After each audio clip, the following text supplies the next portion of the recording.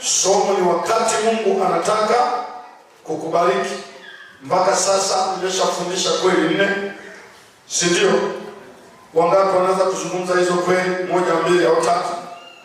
Kweli moja wapo bila kufuata mtiririko. Kweli moja wapo jambo gani la kufanya la muhimu kwako wakati Mungu anataka kukubariki? Sema hata moja tu.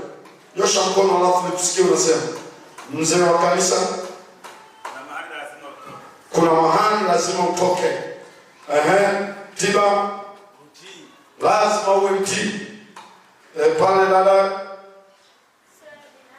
usiwe mbinafsi.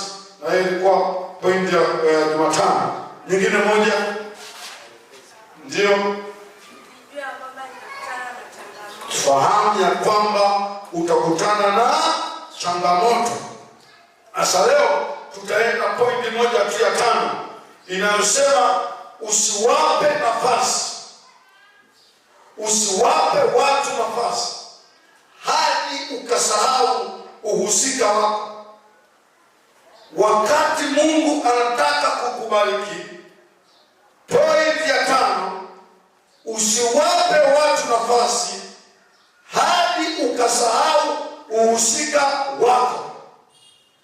Tunasema tunapojifunza somo hili, ndugu msikilizaji wangu na unayenitazama mtandaoni, tunapitia safari ya baraka ya baba yetu Ibrahim. Tunapitia safari ya baraka ya baba yetu Ibrahim. Kwa hiyo hizi pointi ninazozisema zimemhusu mno baba yetu wa imani Ibrahim. Kitabu cha Mwanzo sura ya 13 kuanzia mstari wa 14. Mwanzo sura ya 13 kuanzia mstari wa 14 unasema, Bwana akamwambia Abraham alipokwisha kutengana na Lutu, inua macho yako ukatazame kutoka hapo ulipo upande wa kaskazini. Upande wa kaskazini na wa kusini na wa mashariki na wa magharibi. Maana nchi yote uionayo nitakupa wewe na uzao wako hata milele. Na uzao wako nitaufanya uwe kama mavumbi ya nchi, hata mtu akiweza kuyahesabu mavumbi ya nchi, na uzao wako nao atauhesabu. Bwana Yesu asifiwe. Tunaona kitu kingine hapa ambacho kama hutakuwa makini utaona ni kama kinakizana na pointi ya Jumatano.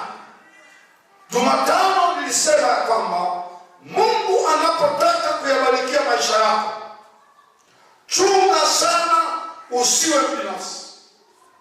Na nilisema Mungu pamoja na kwamba alimwambia Abraham atambariki, lakini akasema nitakapokubariki utakuwa baraka.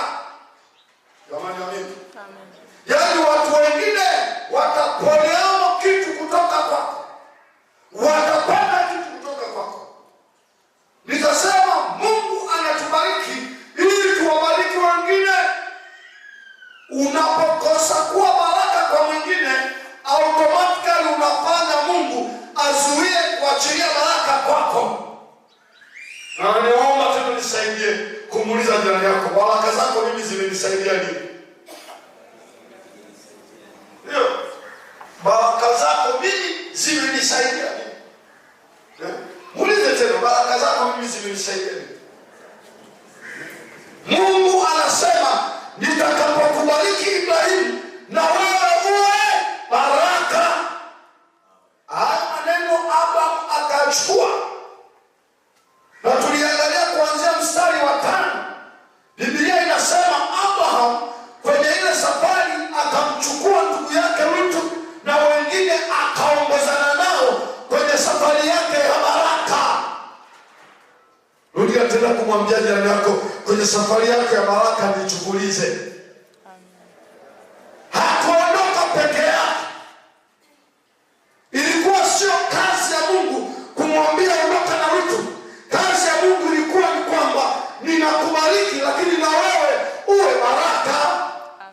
Tunapoona tukuonje, tuone ya kwamba huyu Bwana baraka zake na sisi zinatubariki, zinatusaidia. Usichomoke peke yako. Na nilisema ziwe baraka za mwili, ziwe za rohoni.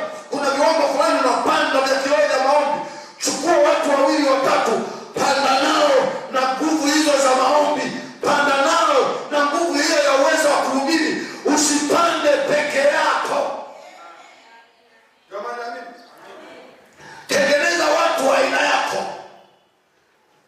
Ni kashifa sana leo unakuta sauti ya kwanza ya kwaya The Voice of Healing akiondoka hakuna mwingine. Ni yeye. Hapo unajieleza kwa watu wasema, yaani sipokuwepo mimi wamekwama. Yaani sipokuwepo mimi gitari la lipipi. Nisipokuwepo mimi drums la lipipi. Unaona ni sifa. Wenzako hatuna sifa hizo za kijinga. Mimi hata nisipokuwepo hapa bombo linapigwa. Sio tu nimesafiri, hata nikifa kesho wapiga bombo zaidi yangu wameshatengenezwa hapo hapa. Sasa leo nasema hivi, pamoja na hii sentensi naomba nirudie kwa Kiswahili. Usiwape watu nafasi hadi ukasahau uhusika wako. Ni kweli chukua watu, ni kweli lazima uwe baraka kwa watu, lakini usisahau ya kwamba aliyeitwa na kutamkiwa baraka na kupewa maelekezo ni wewe. Usije ukasahau ya kwamba aliyeelekezwa jambo hili na hili la kimungu ni wewe. Kuna mahali usiache uhusika wako. Lazima uelewe ninayehusika ni mimi. Huenda kazi yako ya kubarikiwa ni kutengeneza vitambaa. Umebeba watu 2 watatu, wote mnanunua vitambaa au wote mnapamba madhabahu. Patakapofika mahali 2 hao ambao umewabeba wameacha jukumu, fahamu nilionong'onezwa habari ya madhabahu ni mimi. Hawa ni uliwachukuliza tu. Wanaweza wakatokea njiani, lakini wewe usisahau uhusika wako, ya kwamba nayehusika kwenye mada hii ni mimi, nayehusika kwenye project hii ni mimi. Anayeelewa punge mkono wake nyuma. Mimi niko na wachungaji wengi, lakini naelewa mhusika mkuu wa uhai wa kanisa hili ni mimi. Sina mahali pa kusingizia ni makungu. Sina mahali pa kusingizia suri kusema ni nani. Mhusika mkuu ni mimi. Pamoja na hao watu wapo, lakini sipaswi kuwapa nafasi mpaka nikasahau uhusika wao. Yako maeneo Mungu anamdai aliyesema naye. Unaelewa? Yako maeneo Mungu anamdai aliyesema naye. Haijalishi na mke wako kipenzi unayempenda sana, yako maeneo Mungu amdai mpenzi wako, anakudai wewe. Yaliwahi kumtokea nani? Adamu. Wameongea na Mungu, wamepeana statement iliyonyooka ya kwamba kwenye bustani hii miti ya matunda yote kula, lakini mti mmoja usile.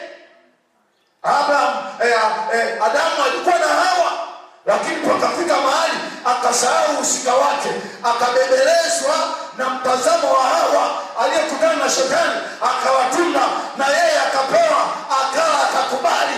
Anasogea mbele za Mungu, anasema huyu mwanamke ni ulionipa. Mungu anamjibu, wewe tuliongea nini? Usinieleze masuala ya huyu mwanamke, wewe tuliongea nini? Kuna watu wengine maeneo ya uhusika wao wanachukuliza, wanakumbilizia watu. Kwa hiyo anaanza kusema, waliposema wenzangu mimi hawaendi na mimi nikaamua nisiende.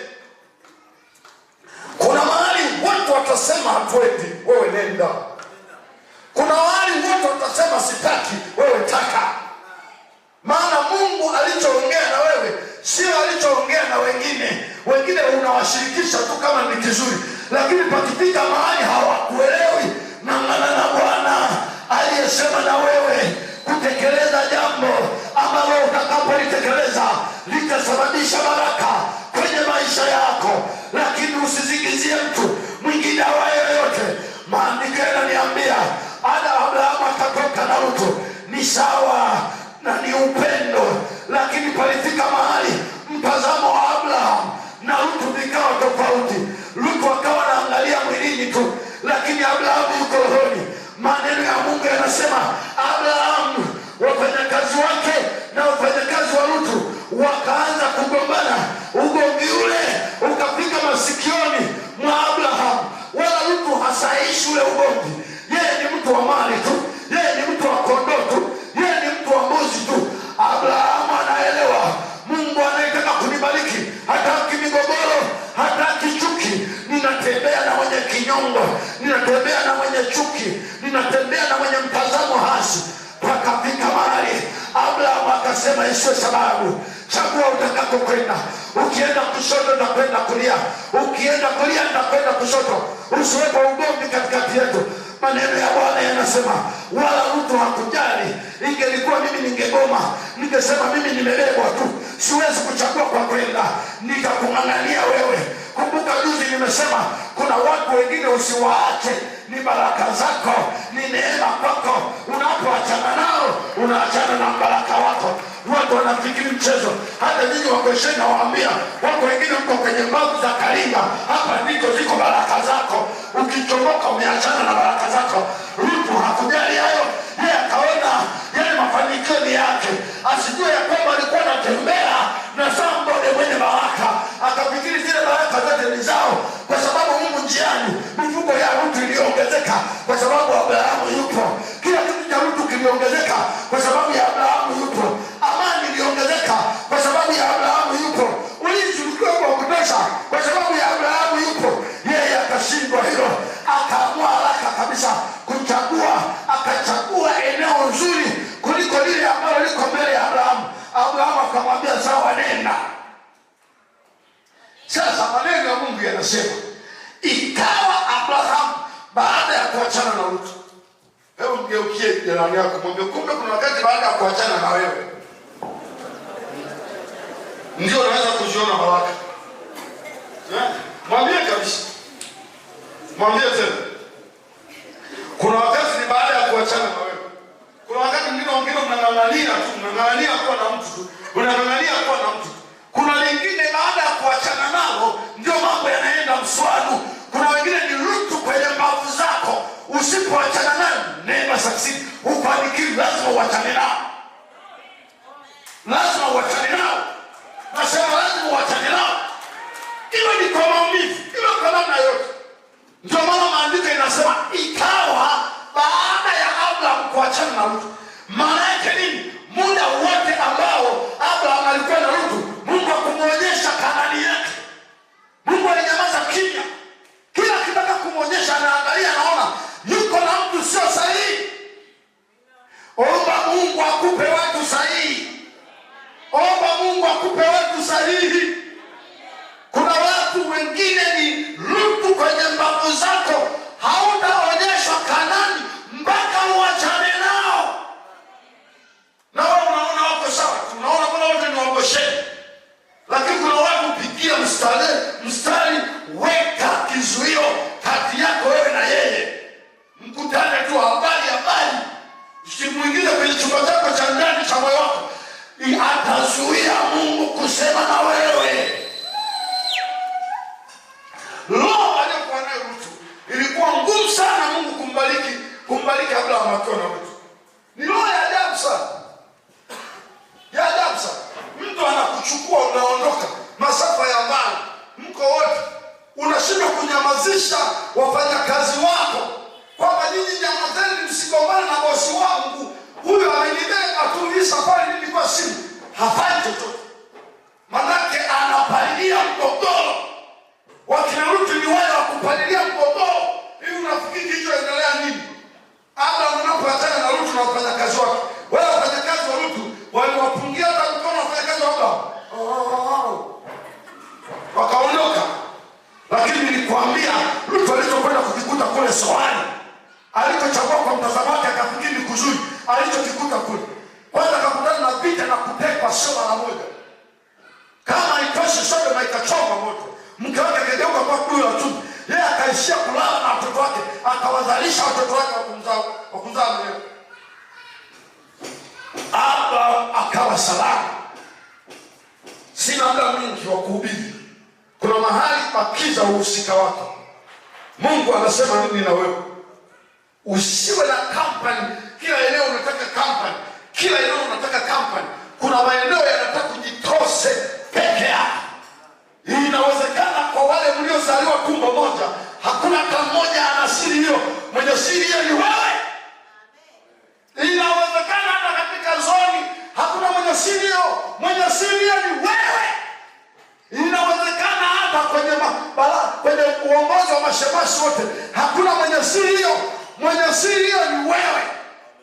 Iwe ni kwenye baraza, hata inaweza kama baraza lina wazee watano, leo wananiangalia au si ndizo kuja.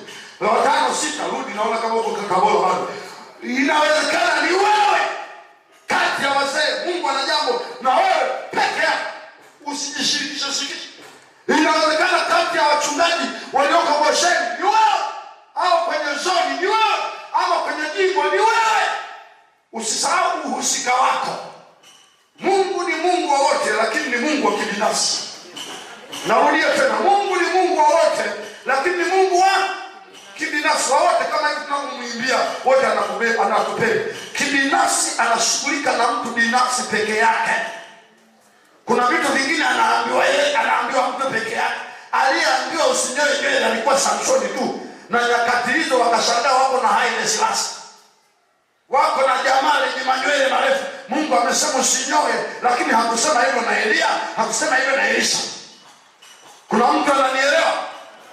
Vipi huyu Samsoni angesema wacha ninyoe tu, mbona wengine hawana manywele marefu? Ni mimi tu. Kingemlamba wakati huo.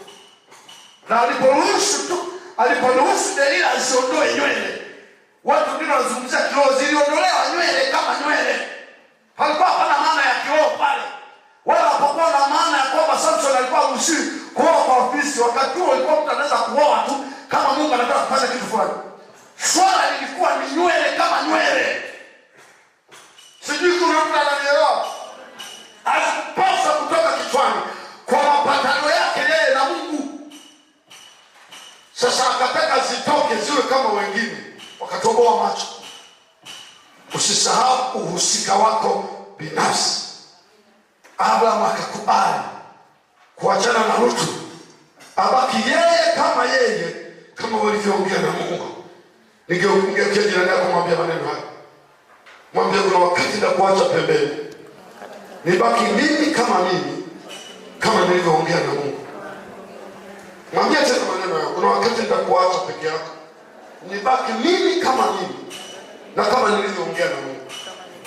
Asante sana. Makungu naona wanaongea pale. Na mimi nje kuongea na mwenzangu sija.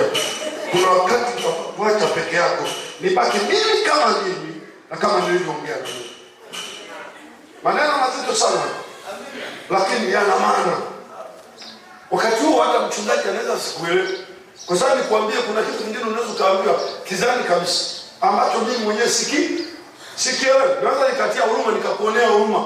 Nimewahi kumuonea huruma mtu anatoa hela anataka familia ikalale na njaa. Tena alikuwa nani sijui yule mtoto wa shemasi msaidizi wa kanisani B. Na mbona kabisa anaenda kulala njaa, nikamwambia sasa huu ni ujinga. Analia anasema Mungu amesema niache. Unaona sasa? Mungu anasema niache hela nikuachie. Nikasema huu ni ujinga. Nenda kapikia kwa tunasema hamna. Sasa hivi ndio miongoni mwa wachungaji wenye nyumba mjini hapa, tena sio ndani, iko kwa mzee wake. Na ujinga huo sasa angenisikiliza mimi kwa huruma, nikamwambia acha. Mimi ndio nataka nikusaidie wewe.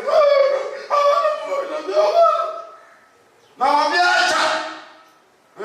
Kuna maeneo mengine Mungu anaongea na mtu kama mtu. Kuna kijana mmoja akaama naye alikutana kitendo kama hicho.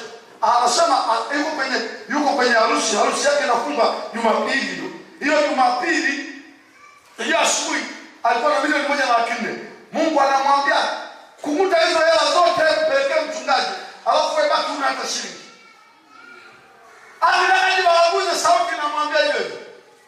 ikafanya kazi ya Mungu. Akitaka nibaguze sauti na mwambia yote milioni 1,400,000, usibakize hata 100. Na kuna vitu vingine bado akasema toa, atakamshirikisha mchumba wake. Na wachumba wengine waelewa.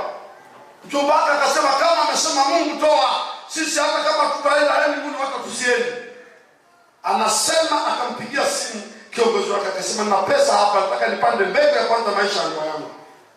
Anasema na mchungaji aliyokuwa na roho ngumu hapa kusema, anasema tuma kwenye namba hiyo tuliongelea. Dakika hiyo anasema sikutaka kuchelewesha, nikafuta account ile.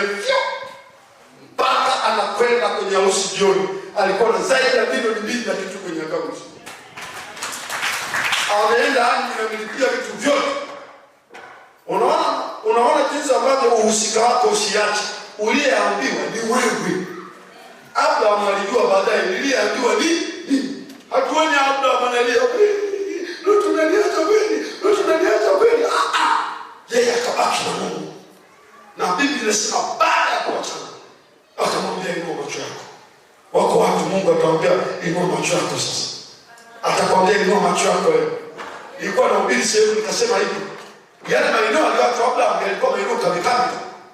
Alipoinua macho alitazama mbele. Mbele kulikuwa kuzuri sana. Ndio Kanaani. Kuna wakati fulani tusipoinua macho tunaona ukavu, tunaona jangwa. Lakini tukiinua macho Bwana kuna mahali anatutazamisha kwenye neema kuliko kule Soari alikochukua Lutu. Na umsimame pale ulipo. Au unamtazama mtandaoni, huu ndio ujumbe wangu wa siku ya leo. Point ya 5. Wakati Mungu anataka kukupeleka kwenye baraka zako, usisahau uhusika wako. Wewe na mwingine unasema kwenye familia yangu hawajaokoka wote. Okoka wewe peke yako. Anza. Wewe ndio mhusika, Mungu anakutaka wewe. Mwingine unasema mume wangu hajaokoka. Wewe ndio mhusika namba 1. Ndio Mungu anakutaka wewe. Wewe wengine unaoangania wewe na wewe, unafikiri mtakutana na baraka pamoja. Saa zingine hao wanazuia baraka zako. Wewe mwingine uko kwenye kijiwe. Wewe mwingine uko kwenye kikundi fulani cha uganga. Uko kwenye kikundi fulani cha kufanya biashara mezani. Uko nje ya nchi, uko na kikundi fulani unafanya mawasiliano. Unaona ukiokoka kama utakuwa peke yako, baraka zinaanza na wewe. Hebu nyosha mkono wako na wewe kanisa unanitazama. Rudia maneno haya yangu, sema Bwana Yesu, ninakushukuru. Leo nimejifunza point ya 5. Wakati Mungu anataka kunibariki, kwamba pamoja na kuwapa nafasi wengine, nisisahau uhusika wangu. Wewe ukuongea na sisi, uliongea na mimi. Uko wajibu umeongea na mimi, sio umeongea na sisi. Nami nasimama mbele yako, japo nitaachwa na watu waliokulia na kushoto, nitabaki peke yangu. Japo nitaachwa na mke na mume, nitaachwa na ndugu zangu, nitaachwa na waumini wenzangu. Wengine watafarakana na mimi kimtazamo, lakini Bwana, ninasimama na wewe. Neno lako linasema ikawa baada ya Abrahamu kutengana na Lutu, Bwana ukamwambia Abrahamu, inua macho yako.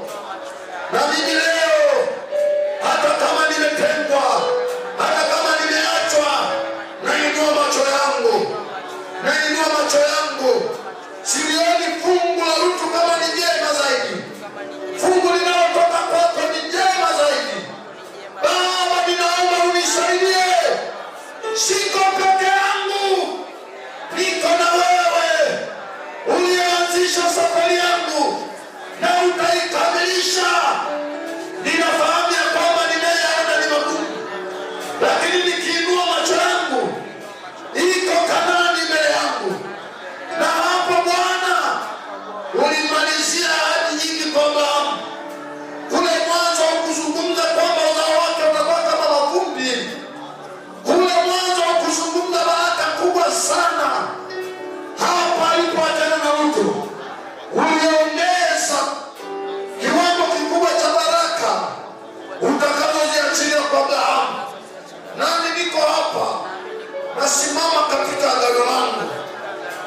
Simama katika mapatano yangu mimi na wewe. Ongeza baraka kwenye maisha yangu. Nitakushikilia wewe. Hebu omba mwenyewe sasa. Omba mwenyewe sasa. Oh, shaka. Rika na mundara. Rama koshanda. Rima na nones. Bora. Rimi kore boyana. Rama na nasa. Riko randa. Shanda rebo. Rama na masaka. Shanda manano siki. Oh, liana na bakanda na masika. Ritele moranda na masika. Rama na masaka. Rama na manamasa. Robo kandia shanda na bakanda. Rimi korianda na masika. Randa na masaka. Wewe ambao unasema mchungaji nahitaji maombi. Nirudi kwenye usika wangu. Unasema nahitaji maombi, nirudi kwenye usika wangu. Nifunge masikio, nisikilize minong'ono ya watu wengine inaniondoa kwenye reli ya wito wangu, kwenye reli ya kile ambacho Mungu alisema nami. Njoo hapa tukuombee. Njoo hapa tukuombee. Wewe ambaye kuna wakati unaona baadhi ya watu ambao unawategemea ni kama wanakaa mbali. Watu ambao ulifikiri mtaendelea kutembea wote ni kama wanakaa mbali. Na unaanza kuona gap, unaanza kuona mapungufu fulani. Nataka nikwambie, Abraham aliondokwa na Lutu, hakuondokwa na Mungu. Hakuondokwa na Mungu. Urimo ulianda mana mosaka. Nilipokuwa natunga wimbo niko peke yangu na wewe Yesu, nikasema sio yatima. Wimbo ule nilitunga wakati baba ameondoka, mama alishaondoka. Na waza sina baba, sina mama. Nikatunga wimbo niko peke yangu na wewe Yesu. Sitaki mwingine, unanitosha. Wewe peke yako. Huwezi kuacha. Wewe peke yako mtupi mtu. Nikionyesha kwamba hata baba angekuwa hai, leo hii kuna siku angekufa tu. Kuna watu tunawang'ang'ania, lakini piga hao kuna siku watatuacha tu. Usipoteze uhalisia wako. Usipoteze uhalisia wako. Usipoteze uhalisia wako. Na mtu yoyote anayekuondoa kwenye kile Mungu amesema, usikubali. Usikubali. Usikubali hata kama rafiki yako akana maneno laini, lakini kama maneno hayo yatakuondoa kwenye eneo ambalo Mungu amekwambia, usikubali. Nakumbuka wakati nakuja Chanika, mchungaji mmoja sitamsahau, alikuwa mchungaji mwenye heshima, mkubwa kiumri na ni msomi kabisa. Akaniita akasema, anasikia utoaji wako jinsi ulivyo, usiwe unatoka maji ya kisimani napeleka baharini. Akaniambia, wacha watu wakupe vitu, sio unatoa vitu vyako unapeleka kanisani. Aliniambia kwa hasira kabisa, na akinisamia neno ya kwamba unatoka maji kwenye kisima unapeleka baharini, usifanye hivyo. Akasema, nimesikia. Kipindi hicho hali ilikuwa ngumu, mali niuze kiwanja tangu, nilete ujenzi, nijenge fence, nifanye vitu vingi. Yani kanisa liko kanisa, mimi na kanisa. Hali ni ngumu, ananihadaa. Moyo wangu kasema, haya maneno yake siyachukui. Kama nakufa maskini, wacha tuone. Kama nakufa maskini, kwa msimamo wangu, kuja tuone mbele za Uitana manangu. Rana masakata. Wachungaji njoni tuombe na watu hawa. Hawa watu wanabaki na Mungu. Wanabaki na Mungu. Wanabaki na Mungu. Wanabaki na Mungu. Kuna vitu vingine vinaondoka ili tumng'ang'anie Mungu sawasawa. Ili tumng'ang'anie Mungu sawasawa. Kuna vitu vingine vinaondoka. Mungu anaona tunataka kumtegemea. Ili napoondoka, ndipo Mungu anatusogelea. Daudi anasema katika Zaburi, baba yangu na mama yangu wameniacha, lakini Mungu amenikaribisha kwake. Baba yangu na mama yangu wameniacha, lakini Mungu amenikaribisha kwake. Mungu raba yako nesa. Raba konda raba shakata. Raba na mashakata rabasa. Kaa kwenye mstari sasa. Raba konda na mashaka. Endelea kusikiliza kile Mungu amesema. Rabo kamarado raba yanga. Shanda raba kanda